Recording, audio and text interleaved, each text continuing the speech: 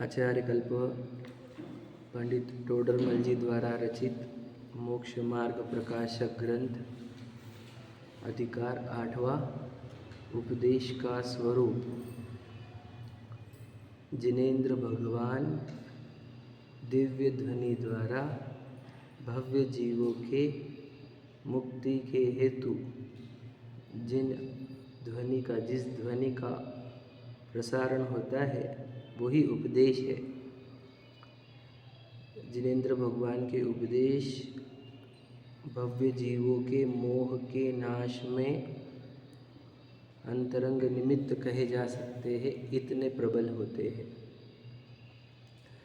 तो उन जिनेंद्र भगवान के उपदेश कैसे है, तो कहते हैं कि वो 4 अनुयोग रूप है। यानी समूह शरण में जो बोला गया था वो 4 अनुयोग का कथन था।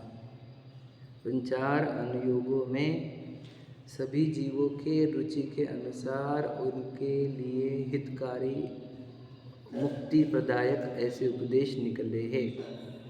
उन चारों अनुयोगों की उपदेश शैली कैसी है ये हमने अभी चर्चा कर ली है। उनकी पद्धतियाँ क्या है वो भी हमने देख ली। अब उनमें दोष निराकरण किया जा रहा है कि चारों अनुयोगों में किसी को ये कल्पना हुई है कि इसमें दोष है, तो उस दोष का निराकरण किया जा रहा है। उसमें से प्रथमानुयोग और चरणानुयोग, इसका दोष निराकरण हो गया। प्रथमानुयोग, करणानुयोग और चरणानुयोग तीनों का हो गया। अब द्रव्यानुयोग की चर्चा हमने प्रारंभ की है कि कोई द्रव्यानुयोग की चर्चा जब प्रारंभ करते हुए कह रहा है कि द्रव्यानुयोग जो है उस ग्रंथ में पढ़ने पर ये जीव पुण्य को हेय समझकर पुण्य कार्य से दूर चला जाएगा, पाप में चला जाएगा, इसलिए ये शास्त्र पढ़ने योग्य नहीं है। ऐसा उसका था क्वेश्चन पढ़ लेते हैं। पेज नंबर है 292, 292 निकाल दो।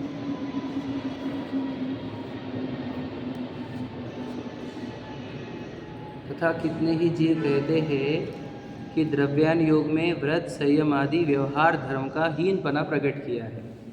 द्रव्यान योग में क्या होता है, व्रत संयम आदि को हीन कहते हैं, है ना, कि इसकी कोई आवश्यकता नहीं, कि निरर्थक है, ऐसे वचन होते हैं उसमें। असम्यक दृष्टि के विषय भोगों के कथन निर्जरा के कारण कहे जाते हैं। कि सम्यक दृष्टि भोग भी करता है तो उसको निर्जरा होती है। तो ऐसे कथन पढ़कर सुनकर जी स्वच्छंद होकर पुण्य छोड़कर पाप में प्रवर्तेंगे, इसलिए इनका पढ़ना सुनना योग्य नहीं है। ऐसा सभी तरफ यही कहा जाता है। क्या कि अगर कोई द्रव्यानुयोग यानी समय सार आदि पढ़ेगा तो उसका क्या होगा कि वहाँ पर व्रत संयम को हीन बताया गया है, तो फिर लोग व्रत संयम से दूर चले जाएंगे। ठीक है। और ये कहा गया है कि सम्यक दृष्टि के जो भोग है वो भी निर्जरा के कारण है, तो लोग भोगों में लग जाएंगे। तो ये जीव भोगों में लग गया तो पाप में लगेगा, तो इसका और बुरा हो जाएगा। इसलिए इन द्रव्यानुयोग का अभ्यास नहीं करना चाहिए। दोष कल्पना का सीधा इम्पैक्ट ये है कि जहाँ दोष कल्पना हो गई वहाँ उसका अभ्यास बंद हो जाता है। समझे कि नहीं? क्योंकि सीधा तुम्हारे को उसके प्रति शंका उत्पन्न हो गई ना, और उसके अंदर दोष दिखने लग गए, तो आप समझ लेना आप समर्पण नहीं कर पाओगे, वहाँ पर उसका पढ़ना बंद हो जाएगा, है कि नहीं। इसलिए जहाँ जहाँ पे भी देख रहे आप दोष कल्पना कहकर वो बोलता है ये पढ़ना नहीं चाहिए, सीधा डायरेक्ट, है ना। तो उसके लिए कह रहे हैं कि देख, उससे कहते हैं कि जैसा गधा मिश्री खाकर मर जाए तो मनुष्य तो मिश्री खाना नहीं छोड़ेंगे।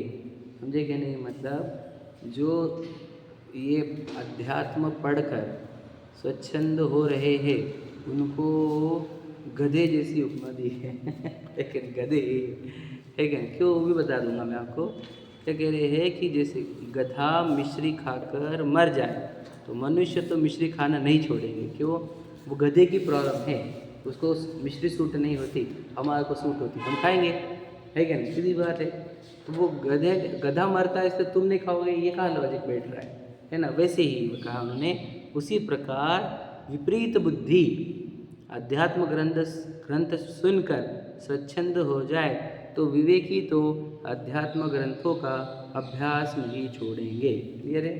तो विपरीत बुद्धि जो है, समझना, जिसकी बुद्धि विपरीत काम कर रही है, ऐसे जीव अध्यात्म ग्रंथ पढ़कर स्वच्छंद होते हैं। याद रखना, क्लियर है? विवेकी जीव अध्यात्म पढ़कर स्वच्छंदी नहीं होते।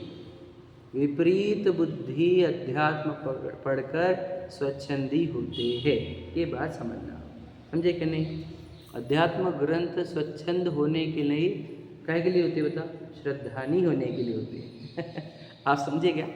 गहराई समझना। मैंने आपको द्रव्यानुयोग की जो शैली बताई तो बताया था, द्रव्यानुयोग का उद्देश्य श्रद्धान कराने का है। समझे क्या नहीं? स्वच्छंद बनाने का उद्देश्य किस में रहेगा? किसी में नहीं है, चारों नियोग में। स्वच्छंद बनाने के लिए क्यों लिखे जाएंगे ग्रंथ? वो तो तू है ही, वो बनाने के हमारे को है कि नहीं? स्वच्छंद तो प्रत्येक जीव है ही, संसारी मिथ्या दृष्टि जो जीव है स्वच्छंद ही रहते। वो किसके आज्ञा में चलते हैं? वो स्वयं के आज्ञा में चलते, इच्छाओं के आज्ञा में चलते, है ना, इंद्रियों के आज्ञा में चलते हैं। तो स्वच्छंदी ही वो कहाँ बातें कर रहा है तो कि तू हम स्वच्छंदी हो जाएंगे, स्वच्छंदी हो जाएंगे, है ना? स्वच्छंदी रहता भैया तू, है कि नहीं? अब देख बताते, उसी प्रकार विपरीत बुद्धि अध्यात्म ग्रंथ सुनकर स्वच्छंद हो जाए तो विवेकी अध्यात्म ग्रंथों का अभ्यास नहीं छोड़ेंगे, है ना? अब देखो यहाँ पर थोड़ा सा और समझने सी बात है कि डर क्या है सबको कि भाई अगर आप बोलोगे व्रतशील जो है वो कार्यकारी नहीं है, समझ, अध्यात्म बोलते भाई आत्मानुभव, आत्मा में लीनता ये कार्यकारी है। व्रत आदि तो जड़ की क्रिया है, ऐसे उपदेश आएंगे, है ना? मंदिर जाने से धर्म नहीं होता, व्रतों से, महाव्रतों से भी धर्म नहीं होता, है ना? आत्मा में लीनता में धर्म होता है। ऐसा सुनकर कोई व्यक्ति मंदिर आना छोड़ दे, समझे क्या? और आत्मा में तो जा नहीं सक रहा और आत्मा में जाना छोड़ दे, मतलब मंदिर आना छोड़ दे, इस बात का भय है। मैं स्वच्छंदी होना मतलब ये कि वो मंदिर आना छोड़ दे। आप समझे क्या? इतना सिंपल मीनिंग है उसका। स्वच्छंदी का तो दूसरा कुछ नहीं कि वो भोग कर रहा है, तो भोग तो यूँ भी करता है वो, लेकिन मंदिर आना छोड़ देगा, भक्ति पूजन छोड़ देगा, है ना? ये भय है। तो मैं पूछता हूँ, यदि वो अध्यात्म ग्रंथ नहीं पढ़ेगा, ध्यान से सुनना क्या बोल रहा हूँ, इम्पोर्टेंट बात है, बहुत इंपॉर्टेंट बात है। मुझे जो मतलब वहाँ से क्वेश्चन आया है हमारे को कि भाई लोग तुम ऐसी बातें करोगे तो लोग मंदिर जाना बंद कर देंगे, तो उसका आरोप तुम्हारे पाप लगेगा क्या उसका? तो उसका उत्तर सुना। उत्तर ये है हमारा कि अगर वो अध्यात्म ग्रंथ नहीं पढ़ता तो मुझे बताओ वो अपने आप को मानता क्या है? देह मानता है, बराबर है? अब वो जो मंदिर में आ रहा है तो वो काहे के लिए आ रहा है वो बताओ, बताओ ध्यान से उत्तर देना मेरे इस बात का। नहीं पढ़ता, हाँ, तो देह भी मानता है ना खुद को। अध्यात्म का अर्थ क्या होता है? अपने आत्मा का ज्ञान कराना, है ना? अपने आप का ज्ञान होना इज इक्वल टू अध्यात्म। तो अध्यात्म ग्रंथ नहीं पढ़ेगा कोई, स्वयं को नहीं पहचानेगा, ऐसा जीव स्वयं को क्या मानता है? मनुष्य, पुरुष तो ही मानता है। वो मंदिर में आएगा तो वो क्या के लिए आएगा? लौकिक कुछ सिद्धि चाहता है वो तभी आता होगा ना। तो वो लौकिक सिद्धि चाहना वो क्या है? इच्छा है, बराबर है? और इच्छा के अनुसार चलना, इसी को ही स्वच्छंदता कहते हैं। स्वच्छंद, छंद का अर्थ इच्छा ही होता है। तो याद रखना, तो मंदिर में आके भी स्वच्छंदी है, ये बात समझानी हमारे को। क्या समझे? प्रश्न कहाँ उठ रहा था मैं आपको बताया ना, डाउट कहाँ से उठे हैं? क्यों रे तुम्हारे समझो अगर कोई आएगा, हाँ, तुम्हें समय सार जी के सेशन में आएगा और तुमने बोल दिया कि व्रत मंदिर में जाने से धर्म नहीं होता, व्रतों से धर्म नहीं होता, है ना? आत्मा में लीनता से धर्म होता है ना? पुण्य भी है ना? सम्यक दृष्टि तो भोग करते हुए उसको निर्जरा होती है। तुम्हारे ये कथन से वो व्यक्ति मंदिर में आना बंद कर दे, यदि, है ना, मंदिर में आना बंद कर दे, भोग चालू कर दे, तो स्वच्छंदी हो जाएगा, ऐसा उसका प्रश्न है हमारे पास। तो हमने उसको उत्तर में बताया भैया वो अभी भी स्वच्छंदी ही है, वो अपनी इच्छा के लिए मंदिर में आया है। बताओ, मैं आपको बता दूँ कितनी संख्या बताओ ऐसे आपको कि वो लोग लौकिक कांक्षा से ही मंदिर आते हैं। कौन है यहाँ पे आत्मकल्याण के लिए आया वाला? बताओ बोला। आत्मा समझती नहीं, आत्मकल्याण नहीं समझता लोगों को, समझेगा नहीं कि ये भगवान जी ये कर देंगे, ये कर देंगे, ये कर देंगे, उसी से तो आता है वो। तो वो भी तो लौकिक वांछा ही हुई, और वो भी तो स्वच्छंदता नहीं हुई क्या? समझे कि नहीं? वहाँ पर तो समझो मंदिर में नहीं आने वाले व्यापार से धन की इच्छा कर रहे हैं, व्यापार से। ये तो भगवान जी से धन की इच्छा कर रहे हैं। आप समझे क्या? तो फिर इसका अर्थ क्या हो कि स्वच्छंदी नहीं है? ये भी स्वच्छंदी है। समझे कि नहीं समझे? तो इसको ये तो मंदिर में आ गए तो स्वच्छंदी नहीं, ये अर्थ मत पकड़ना आप। मतलब ये क्लियर कर लो अपने अंदर। तुम्हें क्या लगा है कि मंदिर नहीं आएगा तो स्वच्छंदी होगा, मंदिर आके भी स्वच्छंदी है, ये भी बात समझनी होगी आपको। बहुत गहरी बात ही है मेरे को जो अभी यहाँ पे लिंक करा के दे रहा हूँ। क्या कि तुम्हें स्वच्छंद वही दिखता है कि जो भाई समझो कुछ खाने पीने में लगा, भैया वो जो इच्छा के लिए मंदिर में आ रहा है वो आप उनके ऊपर क्यों आरोप लगा रहे हैं? नहीं, मुझे आरोप नहीं लगाना है, मुझे बोलना है कि ये कहाँ बेटर हुआ है। ये भी अगर वो आत्मा नहीं समझेगा तो यहाँ पर भी वो क्या करेगा? हम देखें ना कितने लोग, हज़ारों लोग पूजा करते हैं, लेकिन आत्मा तुम समझती नहीं इनको करते क्या है, वो काय के लिए करते हैं उनको कुछ भी नहीं पता है। सब देखिए हमारे पास भरमार है उन लोगों की, है ना। वही है आजू बाजू में सब लोग इतनी पूजा वगैरह करेंगे लेकिन कुछ समझता नहीं आत्मा वगैरह क्या है, समझे कि नहीं। तो फिर वो भी क्या स्वच्छंद दिखा में, समझे कि नहीं। उनकी जीवन भी देख लो, तुम खान पान देख लो, उनका रहन सहन देख लो, बोलना देख लो, समझे कि नहीं। उनके ज्ञान देख लो, उनकी विवेक देख लो, सब घटा हुआ है, एकदम एकदम लो लेवल पर है। तो वो कहा स्वच्छंद नहीं, वो स्वच्छंदी है वो भी मंदिर में आते हुए भी, समझे कि नहीं समझे। अब इतनी गुरु भक्ति करेंगे, इतनी देव भक्ति करेंगे और सब खाएंगे दुनिया भर का, समझे कि नहीं। आलू प्याज खा रहे, लहसुन खा रहे, गाजर खा रहे, रात को खा रहे, और वो भक्त भी, वो भक्ति है, वो स्वच्छंदता ये नहीं है वो। और तो इतनी गुरु भक्ति बताते, संघ का संचालन कर, रात को खाते तुम, इतने दूर दूर जाते भक्ति दिखाने को, हाँ। और रात को खा लेते तुम, आलू प्याज खा लेते तुम, भक्ते तुम, तो स्वच्छंदता नहीं है। मतलब ये स्वच्छंदता, मतलब जो गुरु भक्त रहा ना तो उनको स्वच्छंदता चलती वो। और तुम गुरु भक्ति करते रहो, तुम हमारी भक्ति करते रहो, तुम भगवान जी के मंदिर में आओ, बाकी तुम कुछ भी खाओ, तो वो डर रहे हैं उनको, समझे क्या। ध्यान सुन लेना मैं वो जो बता रहा हूँ। स्वच्छंदता किस बात की बोली जा रही है इससे, कि तुम हमारी भक्ति छोड़ दोगे, मंदिर में आना छोड़ दोगे, ये डर है। सच में किसका लोगों का हित ही सोचना है, तो लोगों को तो बताओ तुम आलू प्याज मत खाओ, रात्रि भोजन मत करो, समझे कि नहीं। ये सप्तासन छोड़ो, सप्तासन भी चलते हमारे को, शिव मंदिर में आना और गुरु भक्ति में छोड़ दे तू, ठीक है। ये ऐसा है संसार, इतना विचित्र है, मेरे को क्या बताऊँ। मतलब मैं लोगों की, अब मैं पर्सपेक्टिव समझता हूँ ना, लोग क्या बोलते हो लोग और किस एंगल से बोल रहे थे, वो समझा के बोलता रहा आपको कि भाई तुम जिसको बोल रहे हो कि मंदिर में आने वाला व्यक्ति है, वो हमारी दृष्टि में स्वच्छंद ही है बस। वो गुरु भक्ति करने वाला भी और वो जिनेंद्र भगवान की भक्ति करने वाला भी स्वच्छंद ही है, ये बात समझनी होगी आपको, तब आपको याद आगे के उत्तर समझ में आएगी, समझ रहे ना। वो है कि नहीं स्वच्छंद, ही बता।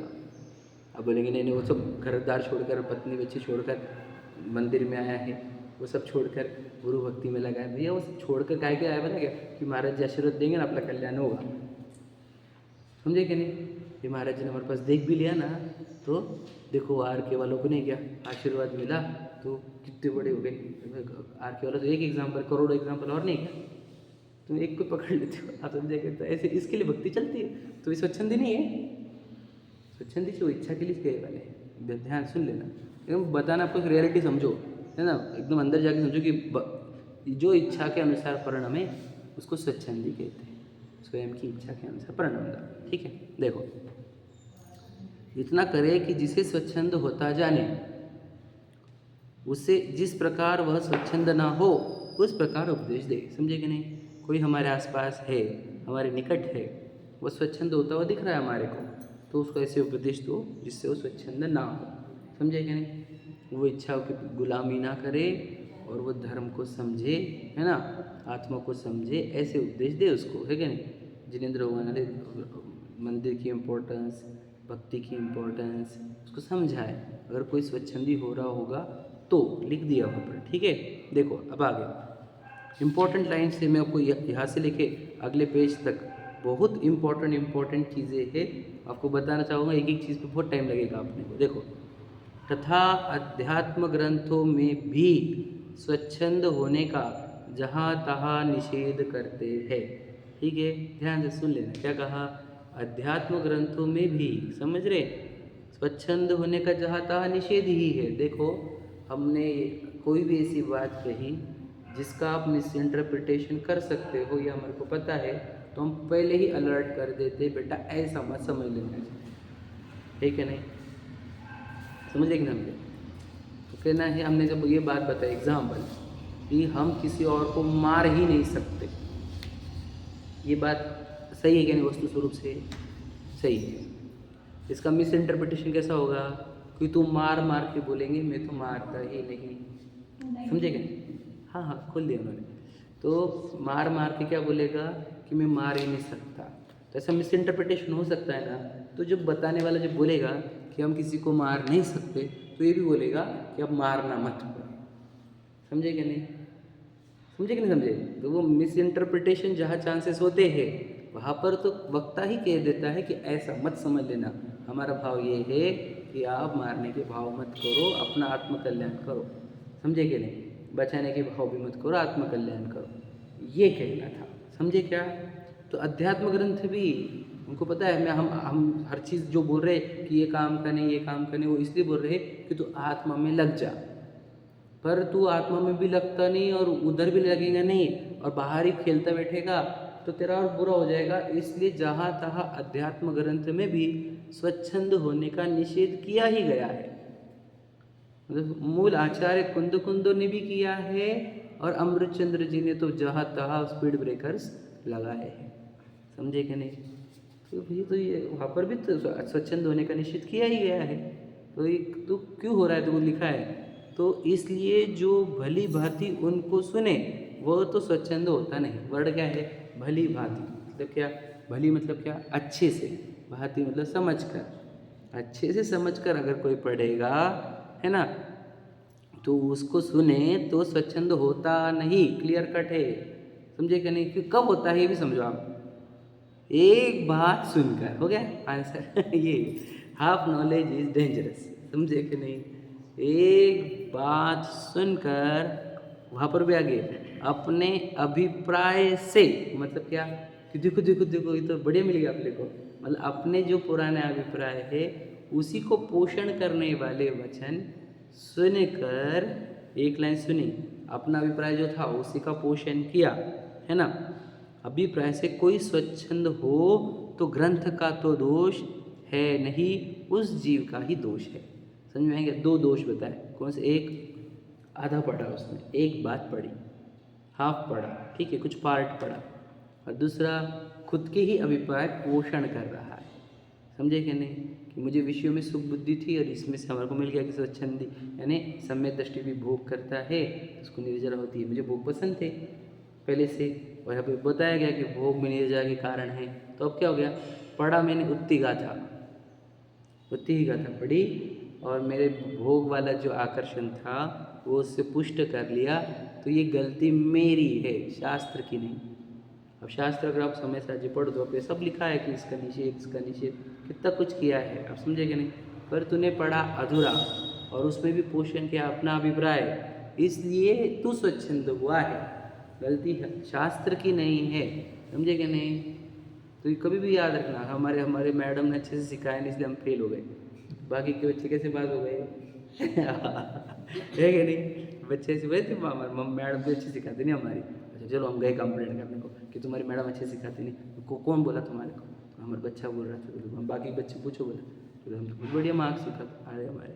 समझे कि नहीं? तेरी गलती भाई, तू पढ़ता थोड़ी तू तो है ना। तो एक आधी बार आता क्लास में, बाकी बंक मारता है और आया तो भी कुछ भी उड़न टप्पू हरकतें करता है तो देखो कैसे मार्क्स आएंगे। आप समझे क्या? बस यही तो बात है। फिर तुमने एक तो थोड़ा सा पढ़ लिया और वो भी अपने मन का चला रहे थे उसके अंदर, तो इसलिए तुझे इससे सिद्धि नहीं होगी। तो स्वच्छंद हुआ, ये तेरा गलती है, ये कोई हमारे शास्त्र की गलती नहीं। ओके आगे देखो। ऐसे टीचर तो मेरे भी मन में आते थे, है ना। फिर सबका देखो, सबका ही है ना वो तो। अब टोडरमल जी तो वही है ना, उनको पता है कि उनका क्या क्या सोच सकता है। हाँ तो सब चीज़ें उन्होंने कवर करके दे दी। प्रश्न करता कौन है? वही है। और उन्हें सब मालूम है ना कि कौन क्या प्रश्न पूछेगा। और उनका ऐसा था भी, मतलब उनका ज्ञान भी इतना व्यापक था। और दूसरा उनको क्वेरीज भी उतनी आती थी, हर जगह से कुछ अलग अलग क्वेश्चन लेके आते थे ना लोग। तो फिर वो क्वेरीज उनको सॉल्व करके उनको पता लोग क्या क्या सोच सकते हैं, क्या सोचते हैं। और उनका ज्ञान भी बहुत व्यापक था कि वो देख लेते थे कि कहाँ पे क्या लोग इंटरप्रेट कर सकते हैं इसको, है ना। तो इसलिए वो उन्होंने वही प्रश्न खुद ही प्रश्न पूछे और खुद ही उत्तर दिए बहुत अच्छे से। ठीक है याद देखो आगे। तथा यदि झूठे दोष की कल्पना करके अध्यात्म शास्त्रों को पढ़ने सुनने का निषेध करे तो मोक्ष मार्ग का मूल उपदेश तो वहाँ है। यस, ये लाइन अपने लिए इम्पोर्टेंट। समझे क्या? तुमने दोष कल्पना कर ली, किसमें? अध्यात्म ग्रंथों में। ठीक है, इसलिए कल्पना वर्ड याद रखना, कितना इंपॉर्टेंट वर्ड यूज हो रहा है। कल्पना, तुझे दोष की कल्पना हुई है ना, और तूने क्या किया? अध्यात्म शास्त्रों को पढ़ने सुनने का निषेध किया। ध्यान से सुन लेना, बहुत इंपॉर्टेंट बात होता है। ये कौन करता है? ये तो अज्ञानी करता ही है। उसको दोष कल्पना हो जाती है अध्यात्म ग्रंथ में। लेकिन अभी बड़े बड़े पोजीशन वाले सब जीवों के अंदर अध्यात्म ग्रंथों की दोष कल्पना इम्प्लांट कर रहे हैं, समझे कि नहीं, डाल रहे हैं लोगों के अंदर, समझे कि नहीं, दोषों की कल्पना अंदर डाली जा रही है, बीजारोपण किया जा रहा है, समझे क्या, ये समझ रहे आप क्या बोल रहे हो। तो ये क्यों हो रहा है, दोष कल्पना क्यों डाली जा रही है, उसकी बहुत लॉजिक है। अब वो मुझे नहीं बताने पूरे कि मैं नकारात्मक क्यों हो जाऊँ उनके विचारों से, सिर्फ समझाना ये है। यहाँ पर क्या लिखा है वो ध्यान से सुनो कि यदि झूठे दोष कल्पना करके अध्यात्म शास्त्रों को पढ़ने सुनने का निषेध करे तो मोक्ष मार्ग का मूल उपदेश तो वहाँ है, उसका निषेध करने से तो मोक्ष मार्ग का निषेध होता है। क्लियर क्लियर क्या बोला मैंने, समझे, मतलब बड़े बड़े पोजीशन वाले मोक्ष मार्ग का निषेध करने लग गए, समझे, और मोक्ष मार्ग बताने वालों का निषेध करने लग गए हैं। मोक्ष मार्ग बताने वालों को आतंकवादी बोला जाता है, और मोक्ष मार्ग से दूर करने वाले धार्मिक बने हैं आजकल, समझे क्या, ऐसा तो है प्रकृति। क्या बताए हम पंचमकाल इसी को कहते हैं, समझे क्या नहीं, सीधे सीधे बात है। मूल मोक्ष मार्ग अध्यात्म ग्रंथों में है, मैं आपको एकदम सिद्ध कर सकता हूँ इस बात को। आचार्य उमा स्वामी के पास चले जाओ, वो कहते सम्यक दर्शन ज्ञान चारित्राणि मोक्ष मार्ग। मोक्ष मार्ग क्या है, सम्यक दर्शन, सम्यक ज्ञान, सम्यक दर्शन करते क्या, सच्ची श्रद्धा किसके प्रति, स्वयं के प्रति, सच्चा ज्ञान भी स्वयं का ज्ञान, सम्यक चारित्र स्वयं में लीनता। तो यानी क्लियर कट हो गया कि जो स्वयं को जानना है, स्वयं को पहचानना है, स्वयं में लीन होना है। ये तो अध्यात्म ग्रंथ ही सिखाता ना, स्वयं है कौन, पर है कौन। तो बताओ जो सम्यक दर्शन सम्यक ज्ञान चरित्र है वो अध्यात्म ग्रंथ के सिवा और कौन सिखा सकता है तुम्हारे को।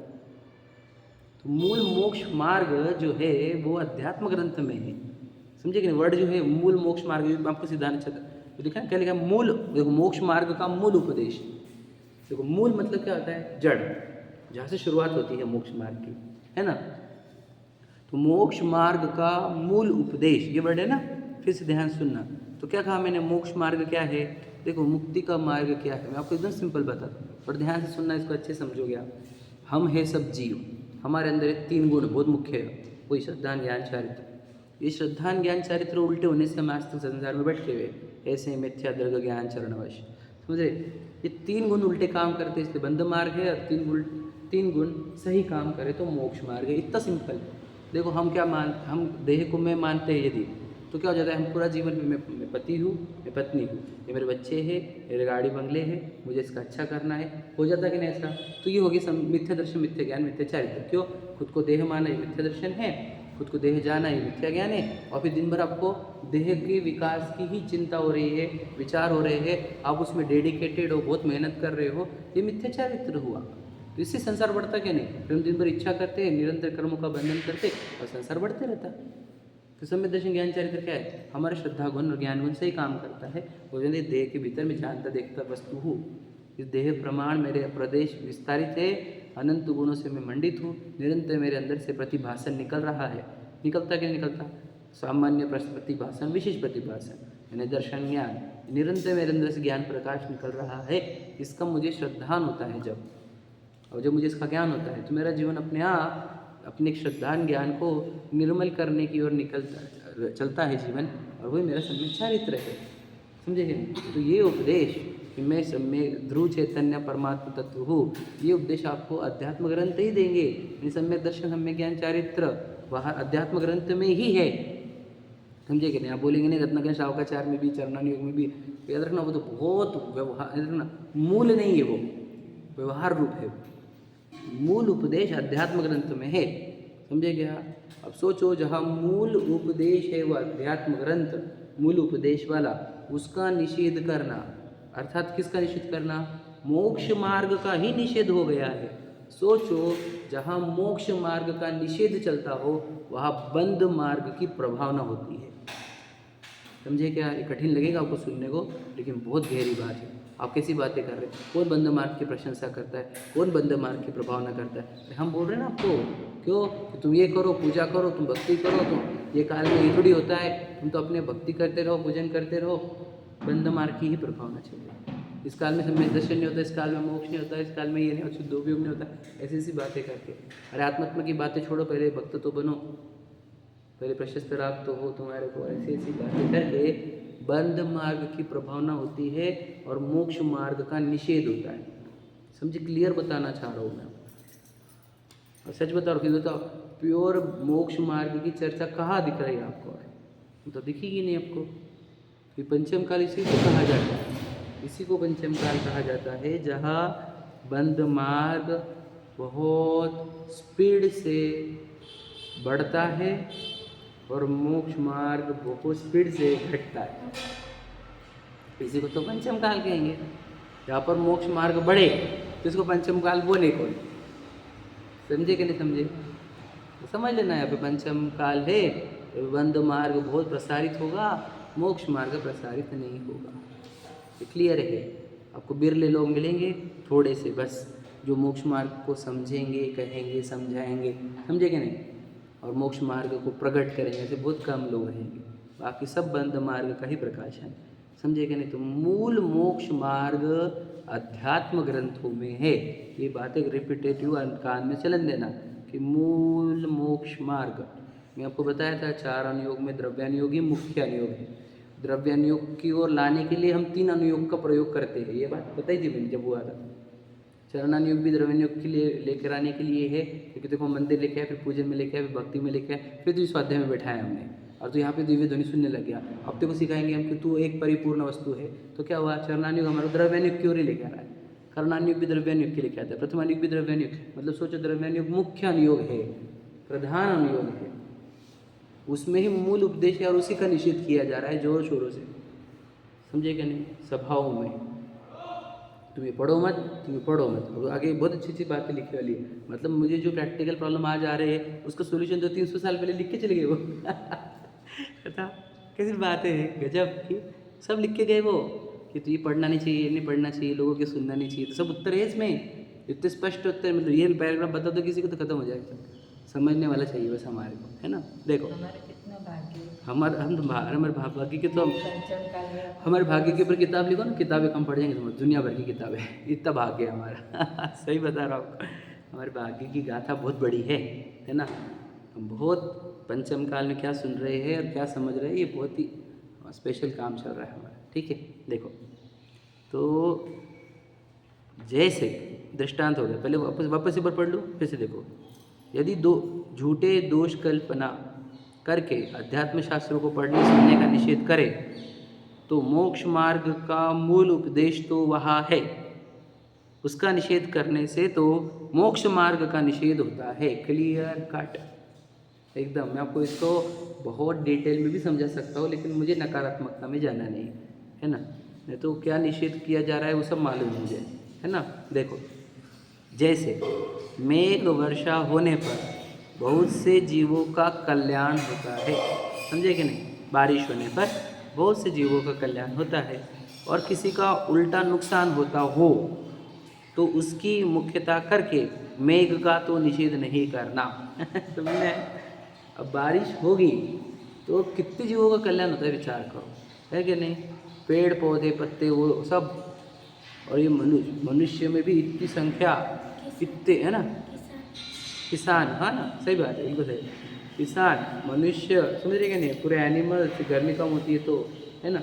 इतने लोगों का भला हो रहा है, लेकिन एक आधे का बिजनेस का है, बोलो उसका समझ लो कूलर का बिजनेस हो, तो यार कूलर ही नहीं बिक रहे हमारे, तो देखो बोले कितना बुरा हो रहा है। बारिश हो रही है तो कूलर, वो बेचारे कूलर वाले का कितना नुकसान हो रहा है, कूलर वाले का कितना नुकसान हो रहा है। बारिश होना ही नहीं चाहिए, कूलर वाले का कितना नुकसान हो रहा है, कूलर वाले का कितना नुकसान हो रहा है। अरे तो थोड़ा पागल है क्या?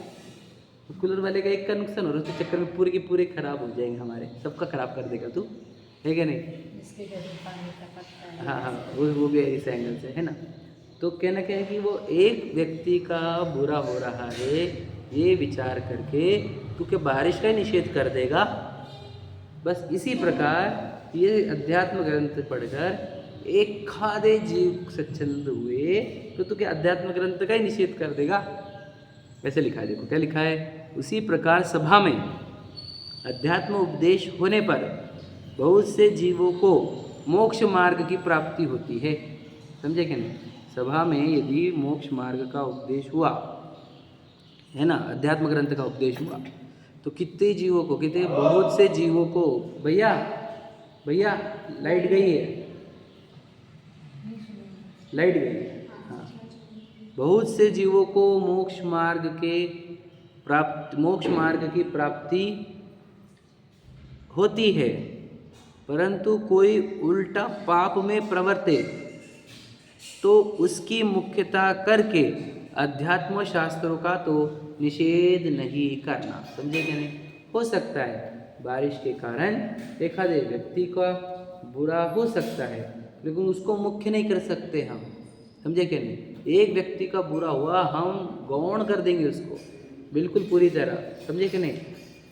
हमने तो यही कहा ना, होवे वर्षा समय पर, तो इसका अर्थ क्या कि देखा जिसको नुकसान हो रहा होगा होंदा, हमें क्या फर्क पड़ता एका देखा नुकसान हो रहा होगा, तो हम तो बारिश चाहेंगे ही, है कि नहीं?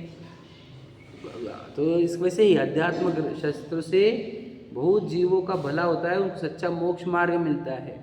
उनके चक्कर में हम एका देखा निषेध कर, यानी एका देखा बुरा हो रहा है, वो पाप में लगा, तो हम इसका निषेध नहीं करेंगे। हम तो मोक्ष मार्ग जो है मूल, जिसमें ऐसे अध्यात्म ग्रंथों का उपदेश करेंगे ही। समझे कि नहीं? यही चलेगा सभाओं में। समझे क्या? समझ रहे? एखादा जो बिगड़ा वो उसका होगा होनहार, लेकिन मूल अध्यात्म उपदेश का तो कभी निषेध नहीं किया जाएगा। समझे बात को? सोचो, ये अध्यात्म उपदेश पूरे गायब थे समाज से। आपको बता चुका कल ही बात, आत्मा शब्द बोले कैसे तो कुछ तो भी दूसरे लोग आ गए, एलियंस। समझे कि नहीं? इतना गायब था अध्यात्म शास्त्र। समझे कि नहीं? पर वो समझ लो क्रांति, समझ लो हमारा भाग्य ही समझो, फिर आध्यात्मिक क्रांति हुई, है कि नहीं? उसके निमित्त श्री कान्जी स्वामी, है कि नहीं? उनकी वजह से फिर इतनी क्रांति हुई अध्यात्म, हर जगह समयसार। अब जो समयसार का विरोध करते थे वो भी समयसार जी सिखाते हैं। समझे कि नहीं? क्योंकि आप समयसार इतना घर घर तक, व्यक्ति तक, हाथ तक पहुँचाया, हर घर तक, है ना? तो ये सब हुआ है बहुत बढ़िया काम हमारे भाग्य से, है ना? हमारे को व्यक्ति विशेष का नहीं, पर हमको कहना ये है कि ये हुआ कैसे, है कि नहीं? ये हुआ ऐसा है। अध्यात्म पूरा गायब था पूरी तरह। उनमें से कथा सुनाई जाती थी या नियम दिलाए जाते थे, बस दो काम होते थे। और उसी में समझो इसके 8 उपवास है, इसके 10 उपवास है। समझे कि इसने यही कर, इसके 16 कारण है, और चले बस। अब आत्मा क्या परमात्मा को छोड़ दो सब, क्या अरहंत भगवान को भी तो पता नहीं था, उपास तो करते थे, पर क्यों करते थे वही पता नहीं। आप बताओ, याद रखना कि क्या बताया हम भी बोल रही हूँ। मैं आपको समझाना चाहता हूँ कि अध्यात्म नहीं पढ़ोगे तो आपको पता ही नहीं सब क्यों करते। मंदिर क्यों आया तू, भक्ति क्यों कर रहा है, तो फेरी क्यों मार रहा है, तो घंटी क्यों बजा रहा है, तो सामायिक क्यों कर रहा है ना, तो 9 बार नमोकार मंत्र, कुछ भी तो पता नहीं रहता लोगों को। उनको सिर्फ पता है कि ये करना है बस। उनको एक भी चीज़ नहीं पता। लॉजिक पूछो तो एक चीज़ की भी लॉजिक नहीं उनके पास। मैं पूछता था तो किसी को पता नहीं थे। हमने तो शास्त्र से और खुद के सोच के निकाले लॉजिक हर एक चीज़ के। समझे क्या नहीं? ये क्यों करते, ये क्यों करते, ये क्यों करते, हर चीज़ के अब पता है हमारे को। पर ये तो था ही नहीं किसी के पास। लॉजिक पूछो तो जीरो लॉजिक के साथ जीते थे वे। समझे कि उनको कोई चीज़ का पता नहीं आशय, लेकिन करने का है। तो मैं तेला करने का, इसको 5 करना, इसको पंचमी करना, इसको 8 करने की, इसको 10 करना, इसको 16 करने का, तो वो उसी में पूरा अध्यात्म गायब था पूरी तरह। समझे कि नहीं? लेकिन भाग्य कभी ख़त्म नहीं होता ना, जिन शासन कभी ख़त्म नहीं होगा, है ना? पंचम काल के अंत तक रहेगा, तो वो रहा भाग्य से हमारे। ठीक है, तो वही बात है। देखो, परंतु कोई उल्टा पाप में प्रवर्ते उसकी मुख्यता करके अध्यात्म शास्त्र का तो निषेध नहीं करना। अध्यात्म शास्त्र का निषेध इक्वल टू मूल मोक्ष मार्ग का निषेध है। सिंपल बात समझना, है ना? तो ये बोले बड़ी बड़ी बातें आत्मा की करते हो तुम, बड़ी बड़ी बातें आत्मा की, तो वो उसके भी उत्तर देखो। तथा अध्यात्म ग्रंथों से कोई स्वच्छंद हो सो वह तो पहले भी मिथ्या दृष्टि था, अब भी मिथ्या दृष्टि रहा। कल बताया ना मैंने तुझे, तो डरे देखो कि भाई हम मिथ्या दृष्टि हो जाएंगे। तू अभी क्या सम्यक दृष्टि है, तो स्वच्छंदी हो जाएंगे। तो क्या तू अभी तो बहुत व्रति त्यागी है ना? पहले भी मिथ्या दृष्टि था, अभी भी मिथ्या दृष्टि है। समझे क्या नहीं? सेम ही तो है, क्या चेंज हुआ? तो मिथ्या दृष्टि हो जाएंगे, मिथ्या दृष्टि हो जाएंगे। तो मिथ्या दृष्टि था भैया, समझे क्या नहीं? अभी भी है। तो देख, इतना ही नुकसान होगा कि सुगति न होकर कुगति होगी। समझे क्या? मिथ्या दृष्टि कहा जाता निगोद में, है ना? नरक वाले बाद में कहा जाते हैं निगोद में, स्वर्ग वाले वो भी निगोद में ही जाते भाई, सब जाते उधर ही चाहिए। समझे कि नहीं? ऐसा थोड़ी कि तुम स्वर्ग वाले की तो कहीं मोक्ष चल जाएंगे फटाफट, ठीक है नहीं, तहते छे थावर तंदर सब पढ़े ना हमने, स्वर्ग वाले भी तो सब थावर बनते फिर अग्निकुत पहुँचते बाद में। तो फिर कहना क्या है कि ये सब दोनों तो देखो एक सिर्फ गति उनकी नरक और स्वर्ग वाली चेंज होगी, बाकी सब निगोद ही पहुँचने वाले ना, तो फिर क्या फ़र्क पड़ गया। मैं क्या नहीं वो बोला, इसलिए क्या इतना ही नुकसान होगा कि सुगति न होकर कुगति होगी। परंतु अध्यात्म उपदेश न होने पर बहुत जीवों के मोक्ष मार्ग के प्राप्ति का अभाव होता है। अगर तुम अध्यात्म ग्रंथ का उपदेश नहीं करोगे तो बहुत जीवों के मोक्ष मार्ग की प्राप्ति ही दुर्लभ हो जाएगी फिर तो, है क्या नहीं। हम देख रहे क्या नहीं, बताओ कितने हजारों की संख्या समाज में है ना, हजारों की, कितने 8-10 हजार है ना, और मोक्ष मार्ग किंचित पता नहीं किसी को, कण भर का नहीं पता, समझेगे नहीं। क्यों नहीं पता, तो यही दिक्कत है। वो जो लिखा है आध्यात्मिक ग्रंथों का बहुत निषेध हुआ, आत्मा की बातों का इतना निषेध हुआ कि क्या बताएं हम आपको, उपेक्षा की गई इन बातों की। इसलिए आज मूल उपदेश जो है आत्मा का पूरी तरह गायब हो गए सब तरफ से, समझे कि नहीं। मूल मोक्ष आत्मा को जानना, पहचानना, आत्मा में लीनता, ये कहाँ शब्द है कहीं पर, आत्मा शब्द गायब है आज तो, जहाँ तहाँ देखोगे आप तो दुनिया भर के उपदेश है कि तुम ये करो, तुम वो करो, तुम ये करो, तुम वो करो, है ना, लेकिन आत्मा शब्द ही गायब है। सोचो इतनी तो हालत खराब है, और क्या बताएं हम आपको, बहुत दशा खराब है, सच बता रहे हम आपको। इसलिए अध्यात्म ग्रंथ का निषेध करोगे, मोक्ष मार्ग का ही निषेध हो जाएगा, दूर दूर तक आपको कोई मिलेगा नहीं फिर, ठीक है नहीं, मुक्ति का मार्ग ही नहीं, समझे कि नहीं। स्वर्ग जाएंगे कि नहीं ये लोग, चलो इनको मोक्ष मार्ग नहीं मिलेगा, लेकिन स्वर्ग तो जाएंगे कि नहीं, प्रश्न ये है हमारा। मैं आपको क्या बताऊँ, मैं बहुत कुछ बोल सकता हूँ, मेरे बहुत फेवरेट सब्जेक्ट है ये, है कि नहीं। कि उन्होंने इतना तो भला कि हमारे को मंदिर में लेके आए, ये ठीक है, ये मानता हूँ मैं इस बात को कि भाई उन्होंने मंदिर तक रखा आपको सीमित, ये ठीक है, लेकिन आगे नहीं बढ़ेंगे। स्वर्ग में जाएंगे कि नहीं हम, वो लोग स्वर्ग मूल मोक्ष मार्ग नहीं मिला तो स्वर्ग में जाएंगे कि नहीं जाएंगे। इतने में से एक आधा जा सकता है जो एकदम सरल हृदय वाला होगा, एक आधा, है ना, बाकी तो सब के सब नरक में जाएंगे। क्यों, तो मंदिर में आके भी इच्छा करते, मंदिर में मायाचारी करते, क्रोध करते, क्या बताएं हम आपको, बहुत कुछ तो बोल सकते हैं हम, समझे कि नहीं। भगवान जी को बोलते बाबा करेगा, बाबा ये करेगा, बाबा की कृपा, बाबा का ये। अभी तुम बाबा के कितने पाप लगा रहे हो, तुम पता है, तुम वीतरागी सर्वज्ञ 3 लोग के नाथ को ये बोलेंगे वही बच्चा देते हैं, वही हमारे को ये करते हैं, तुम पता क्या कर रहे हो, तो मंदिर में आके पाप ही बांध रहे, पुण्य नहीं बांध रहे। 3 लोगों का भला थोड़ा तो भला होगा, उतना तो कुछ नहीं भला होता भैया, हमको पता है सब, है कि नहीं। तो उतना भला नहीं होता, तो कहना है कि अध्यात्म सिखाए बिना तुम उनका भला नहीं कर सकते, है कि नहीं। तो हमको अध्यात्म ग्रंथ से उसको मोक्ष मार्ग सिखाया जाता है कि तू जीव है, तुझे किसी वस्तु की ज़रूरत नहीं है, तो परिपूर्ण है, अनंत गुण स्वरूप है, अनंत शक्ति स्वरूप है। अब तेरे अंदर से अनंत ज्ञान, अनंत सुख निकलता है। हम क्या बताएं, अनंत सिद्ध दशा भी तेरे अंदर से निकलती भैया, इतना महान पदार्थ है तू, है क्या नहीं, परिपूर्ण है, अखंड एक, समझे क्या बताए हम, सिद्ध समान है, तुझे इतना महान पदार्थ बताएंगे हम, समझे कि नहीं। क्या बताएंगे, देखो इतना मिल जाएंगे, स्वर्ग की संपदा मिलेगी, ये मिलेगी, चिल्लर चीज़ें वो मिल भी गए तो टेम्पररी है ना, वो क्या काम की वो, है कि नहीं। तो फिर उसको मूल उपदेश, आपको अध्यात्म के उपदेश लगेंगे तभी उसका कल्याण हो पाएगा, नहीं तो नहीं होगा, ठीक है। देखो क्या लिखा कि परंतु अध्यात्म उपदेश न होने पर बहुत जीवों के मोक्ष मार्ग की प्राप्ति का अभाव होता है। ये हम प्रैक्टिकली देख रहे हैं, समझे कि नहीं। ये हो जो लिखा है इन्होंने आज का प्रैक्टिकल दिख रहा है हमारे को, और इसमें बहुत जीवों का बहुत बुरा होता है। देखो क्या लिखा है, वर्ड क्या है, बहुत जीवों का बहुत बुरा। अब ये समझे, तुम मैं आपको समझाना चाहता हूँ, थोड़ा इशारा देखना। तो उन लोगों ने समझो मोक्ष मार्ग से दूर किए लोगों को, तो मंदिर भक्ति में तो लगाया ना, व्रतों में तो लगाया ना, ऐसा समझ लेना। समझे कि क्वेश्चन क्या है, ध्यान सुनना, मैं जो बता रहा हूँ इशारा समझना। कि उन्होंने चलो मोक्ष मार्ग नहीं सिखाया, आत्मा नहीं सिखाई, लेकिन मंदिर में तो रखा, व्रतों में तो रखा। ऐसा अगर आप मानते हो तो लिखा क्या है, बहुत जीवों का बहुत बुरा। क्यों, वो बहुत मुश्किल से मनुष्य में आया हुआ है वो जीव, याद रखना, बहुत मुश्किल से मनुष्य प्राप्त करने के लिए उसने क्या क्या नहीं किया होगा ये हम जानते हैं। और उसने जैनत्व प्राप्त करने के लिए भी क्या क्या नहीं किया होगा ये हम जानते हैं। और तुमने उसका ये भव कायम में बर्बाद किया, विचार करो। वही वो मिथ्या दर्शन में को लेकर जन्मा था, मिथ्या दर्शन लेकर जा रहा है यहाँ से। तो ये इसको कहते हैं बहुत जीवों का बहुत बुरा करना, उसको मिथ्यात्व से यहाँ भेजना, वापस संसार में भेज देना।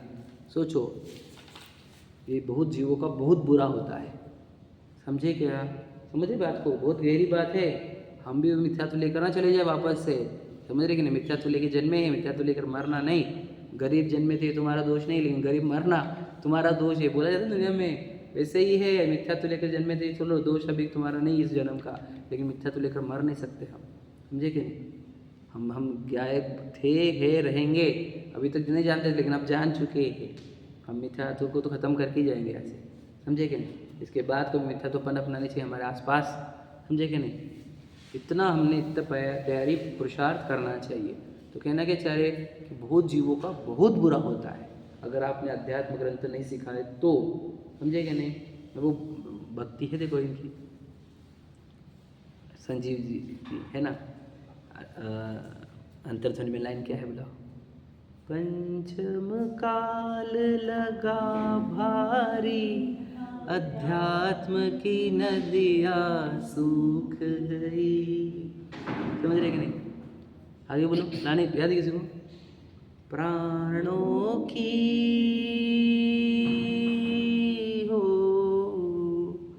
प्राणों की कीमत देकर ही जिनवानी लिपिबद्ध हुई। सोचो क्या कह रहे हैं।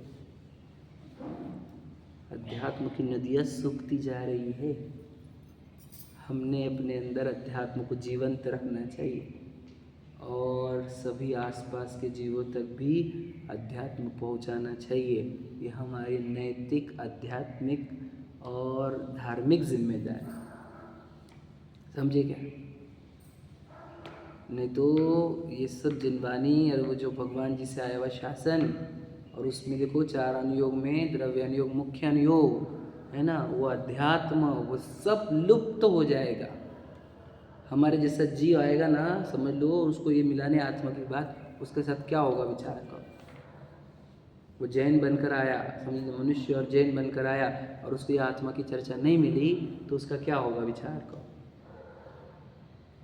समझे क्या। कितना ज़रूरी है हमारे पास, कितनी बड़ी जिम्मेदारी, विचार करो। अध्यात्म की नदियाँ सूखनी नहीं चाहिए, बहनी चाहिए, हमारे अंदर भी और हमारे निमित्त से बाहर भी, है कि नहीं। हम जाने हम कौन है, समझे, हम पहचाने, तो ही उसी को सम्यक दर्शन सम्यक ज्ञान कहा। भैया तुम माला के पहले भी 3 नाम वही लेते हो, सम्यक दर्शन सम्यक ज्ञान सम्यक चारित्र, है कि नहीं। तो तुमको माला के पहले भी जब 3 बार वो चीज़ गिनाई भी हमने कि सम्यक दर्शन सम्यक ज्ञान सम्यक चारित्र, 3 क्यों दिए हमने वो माला में, विचार करो। कि तुम माला भी ले रहे हो तो समझ ले तुझे पहले खुद को पहचानना है, खुद को जानना है, और खुद में लीन होना है, ये याद रख। 3 फेरी भी उसी का लॉजिक है हमारा आप समझ लेना, हर जगह 3 वही चीज़ है, वो 3 मतलब ये रत्नत्रय, समझे कि नहीं। भूल जाते हैं वो रत्नत्रय, भगवान जी दिखते हैं हमको रत्न 3 मतलब देव शास्त्र गुरु दिखते, वो 3 नहीं थे, श्रद्धा ज्ञान चारित्र 3 थे वो, समझे कि नहीं। तेरी श्रद्धा सम्यक करनी तुझे, तेरा ज्ञान सम्यक करना, तेरा चारित्र सम्यक करना है, समझे क्या। हर जगह वो 3 इसी के लिए होता है, 3 बिंदु देंगे हम हर जगह पर, है ना। तो विचार करो, हम भूल रहे हैं वो चीज़ों को, है क्या नहीं। तो इसलिए 4 अनुयोग में मुख्य अनुयोग, द्रव्य अनुयोग, और उसी का निषेध करना चल रहा है सब तरफ। बहुत बुरा हो रहा है ये सुनकर, ये समझकर कि क्या कर रहे, तुम किस बात का निषेध कर रहे हैं, जिसमें मेरा आपका सबका हित लिखा है। जो भगवान जी का मूल उपदेश है, जो प्रतिमा का संदेश है, वो है अध्यात्म। जो प्रतिमा देखो, अध्यात्म पढ़ो मत, तुम प्रतिमा का संदेश ही नहीं समझ सकते, डिकोड ही नहीं होती प्रतिमा क्या बोल रही है, समझे कि। पूछ लो तुम वो जितने जो धर्म के धारक है ना, उनको बोलो प्रतिमा क्या बोल रही है, बताओ, उनके पास आंसर ही नहीं इसका, कुछ भी बोलते हैं बस। इस प्रश्न का उत्तर क्या है, प्रतिमा जी क्या इशारा कर रही है हमारे को, बताओ। वो जो इशारा है वही अध्यात्म ग्रंथ है, ये अध्यात्म ग्रंथ और वो इशारा एग्जैक्टली मैच करता है, समझे कि नहीं। और फिर तुम्हारे वो पूजा करो, कहानियाँ और कर्म वो मैच नहीं करते प्रतिमा से डायरेक्टली, समझे कि नहीं, सीधी बात समझो। तो ये एग्जैक्टली वो उत्तर है जो भगवान जी बताना चाह रहे हैं मुद्रा के माध्यम से। और वो निषेध नहीं होना चाहिए, इस बात का कभी लुप्त नहीं होनी चाहिए ये बात। हमने क्या कहा कि ये बातें लुप्त ना हो जाए, लेकिन प्राणों की कीमत दे दी है उन्होंने। बताओ, निकलंग जी की कहानी बताओ आपको, कि किस तरह की कहानी बताओ ना, समझे क्या। कैसे कैसे बचा के रखो इसको, बचा के रखो, कुछ भी करो, ये ख़त्म नहीं होना चाहिए, ये धारा ख़त्म नहीं होनी चाहिए। क्या भावना थी उन लोगों की, विचार, समझे क्या। तो ये हमारे को नष्ट नहीं होने देना है, अध्यात्म अपने अंदर जन्माओ, अपने अंदर उसको फलीभूत करो और सबको दो। यही उपदेश देने योग्य है, बच्चों को भी यही संस्कार देने योग्य है। समझे क्या? बार बार उनको इशारा करो। वो बोला मेरा पेट दुखा, तो बोला किसका दुखा? तो बार बार उनको याद दिलाओ कि बेटा आपला पेट नहीं, अपन जीव। समझे क्या? बार बार हम भी ये समझे, रिमाइंड करें कि मेरे बाल कम हो रहे हैं तो मेरे बाल ही नहीं है। समझे क्या? नहीं मेरे बाल वाइट हो रहे, तेरे बाल नहीं है भैया। समझे क्या? तो ये समझ बार बार, तू है नहीं वो, इसको ज्ञाता दृष्टा जो है वो तू है। यही अध्यात्म ग्रंथ है। समझे क्या? नहीं। और ये समझोगे तो पूरी दुनिया तुम्हारे को कोई भी अच्छी बुरी लगती नहीं है, तेरी वितराग दशा प्रकट होगी। अगर तो खुद को विशाल समझेगा, पुरुष समझेगा, तो गया तो बेटा जिंदगी भर बर्बाद हो जाएगा तेरा। ये करूँ वो करूँ, ये करूँ ये करूँ, ये चाहिए वो चाहिए, बस खत्म। समझे क्या? और खुद को ज्ञाता दृष्टा देख, एक भी वस्तु की डिमांड नहीं, जो हो रहा है पूर्व कर्म के अनुसार हो रहा है, बराबर होने दो, सब होने दो। समझे क्या? समझो बात को, देखो। और इसमें बहुत जीवों का बुरा होता है, इसलिए अध्यात्म उपदेश का निषेध नहीं करना, ठीक है। तथा कितने ही जीव कहते हैं कि द्रव्यान योग रूप अध्यात्म उपदेश है वह उत्कृष्ट है। उत्कृष्ट मतलब क्या? चारों योग में सबसे बड़ा उपदेश किसका हो गया? द्रव्यान योग का। समझे क्या? नहीं। उत्कृष्ट मतलब सबसे ऊंचा, है ना। सो उच्च दशा को प्राप्त हो उनको कार्यकारी है। Clear clear. समझे क्या? मतलब ये शास्त्र सब मुनियों के लिए है, गृहस्थों के लिए नहीं। उच्च दशा को प्राप्त, ये लिखना चाह रहे हो। समझे क्या? नहीं। इसी मुनियों के लिए है, गृहस्थों के लिए नहीं। मुनियों के लिए है, गृहस्थों के लिए नहीं। ऐसा सर्व और तब भी चलता था, आज भी चल रहा है। ये गृहस्थों के लिए नहीं, ये गृहस्थों के लिए नहीं, ठीक है। निचली दशा वालों को व्रत संयम आदि का ही उपदेश देना योग्य है। देखो ये प्रश्न आया कहाँ से उनके पास, टोडरमल जी के पास। ये प्रश्न आया कहाँ से? आया होगा ना, चर्चा सुनी होगी ना सब, तब भी यही बोला जा रहा होगा ना कि मत सिखाओ लोगों को समय सार। हमारे पास रिकॉर्डिंग आई है कि तुम लोगों को ज़्यादा होशियार करोगे तो लोग पूजना बंद कर देंगे। समझे? ऐसा लिखा है, मैंने सुना है, मैंने मेरे कानों से, मेरे पास रिकॉर्डिंग भी है। लोगों को ज़्यादा होशियार करने का नहीं। ऐसी बहुत बड़ी षड्यंत्र चलता है। आपको पता क्या चाहते हैं? ये भी एक है। और ये बताना चाह रहे हैं कि भाई वो निचली दशा वालों को मत सुनाओ, उचली दशा वाले ही सुने इसको। अब आज ही सुना मैंने, वो बताता हूँ आपको। बाइबल हो, वेद हो हिंदू के, और कुरान हो, पहले ये जनरल पब्लिक को पढ़ने के लिए अलाउड नहीं थी। ध्यान से सुन लेना, 50 साल पहले की बात थी। कुछ विशिष्ट लोग पढ़ेंगे, वही सुनाएंगे, वही अपने साथ रख सकेंगे। ये तीनों ग्रंथ के बारे में बात कर रहा हूँ। तो यही इम्प्रेशन था सचिन जी के पास। उन्होंने सुना था कि ये सिर्फ स्पेशल लोग ही रख सकते हैं, स्पेशल लोग ही पढ़ सकते हैं। तो उनको जिनवानी लेने के प्रति बहुत हिचकिचाहट हो रही थी, मैं पढ़ूँ क्या, मैं लूँ क्या। वो श्वेतांबर से दिगंबर में आए थे, तो उनको ऐसी शंका थी कि मैं ले सकता हूँ क्या, मैं पढ़ सकता हूँ क्या। तो पढ़ो पढ़ो पढ़ो।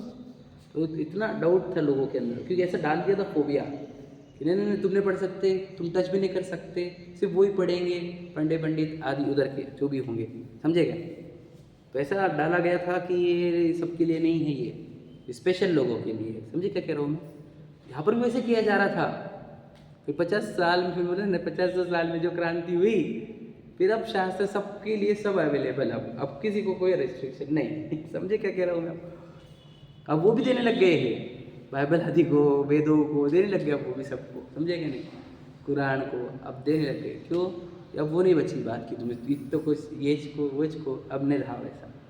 तो कहना क्या चाह रहे हैं कि ये हमारे धर्म में भी डाला गया था कि नहीं ये उनके लिए, ये इनके लिए, ये उनके लिए। और जबकि आचार्य कुंद के अगर आप में शब्द बताओ तो अत्यंत अप्रतिबुद्ध, ऐसे शब्द यूज़ किए मैंने। तो मतलब क्या? जो अत्यंत अज्ञानी है उसके लिए ये उपदेश है। तो अत्यंत अज्ञानी किसके करके? मुनराज थोड़ी बोलेंगे वो।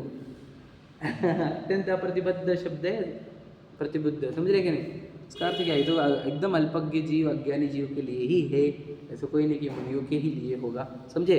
इसलिए उनसे कहते हैं, बस खत्म करें, पानी आने तक ही रुका था मैं, ठीक है। जिन मत में यह परिपाटी है, देखो उत्तर क्या है। जिन मत में यह परिपाटी है कि पहले सम्यक तो होता है और फिर व्रत होते हैं। क्लियर? बस इतना ही कहना मुझे। तुम क्या बोल रहे कि इनको ये मत सिखाओ अध्यात्म, इनको व्रत देने को लगाओ। तो प्रतिमा लो भैया, तुम प्रतिमा लो, पहली दूसरी तीसरी चौथी, समझे कि नहीं? तुम ये छोड़ो, तुम वो छोड़ो, तुम ये खाओ मत, तुम्हें अनुव्रत लो, तुम है ना ब्रह्मचर्य लो, उसी लगाओ लोगों को, समझे कि नहीं?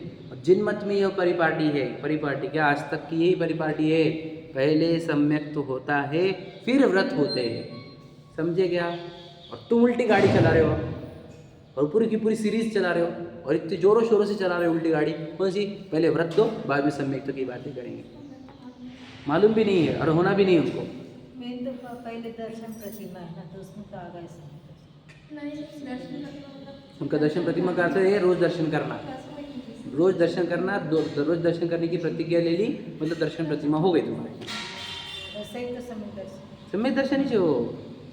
अरे देखो आप श्रावकाचार कोई भी उठाओ, पहला उसका चैप्टर समय दर्शन चैप्टर रहता है, फिर वैसा ही है यहाँ पर भी, समझे क्या? पर वो सब उल्टा उल्टा उल्टी गाड़ी भगा रहे हैं, पहले चारित्र यानी व्रत, बाद में सम्यक तो। व्रत सम्यक तो की तो बात ही नहीं, वो बात भी सही है, पहले व्रत और बाद में भी व्रत, बस कोई कुछ नहीं और बाकी कुछ नहीं, ऐसा तो है। क्या करें, पंचम काल लगा भारी, ये समझ लो आप, बहुत बड़ा डेंजर पंचम काल है ये, देख देख कर ही डर लगता रहता है कि ये स्पीड से इतना कम करते जा रहे धर्म को, आगे क्या होगा। तो इसलिए अपने से जितना बन सके उतना तो करते रहो योगदान, है ना, जितना अपने से जमे उतना। सहजता भी बिगड़े नहीं, कर्तृत्व भी पोषण ना हो, और हमारे हमारे धर्म का जितने हमारे संभव हो इतना हमने करना चाहिए योगदान, है क्या नहीं? इतना ही करो, हाँ, कि धर्म अपना कभी छूटे नहीं, अखंड धारा चले 18,500 साल तक, कोई की अध्यात्म से वंचित न रहे, आत्मा से वंचित न रहे, इतना हम पुरुषार्थ करें। चलो बाकी कल ही करेंगे अपन। सहजानंद